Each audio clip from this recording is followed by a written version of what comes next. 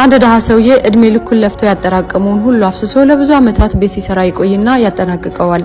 ሆኖም ግን በቀጣዩ ቀን ቤተሰቦቹን ይዞ ሊገባ ሲዘጋጅ ቤቱ ተደርምሶ ወድሞ ያድራል። በማግስቱ ጧት የአካባቢ ሰዎች በቦታው ተሰባስበው የሰውየውን የብዙ ዓመት ልፋትና በቤቱ ውስጥ ለመኖር የነበረውን ጉጉት ስለሚያውቁ እጅግ በጣም እያዘኑ፣ አንዳንዶቹ ሲያዩ እጅግ በጣም ያዝናል ይላሉ፣ ሌሎቹ ደግሞ ራሱን ያጠፋ ሲባባሉ ይህ ደሃ ሰውዬ ደረሰ። ሰውየውም ከፍርስራሹ ፊት ለፊት በርከካለና ድምጹን ከፍ አድርጎ ኢላሂ ዛሬ እንዲወድም ስላደረከው አመሰግናለሁ፣ እጅግ እንደምትወደኝ አረጋግጫለሁ እያለ በደስታ ማመስገን ጀመረ።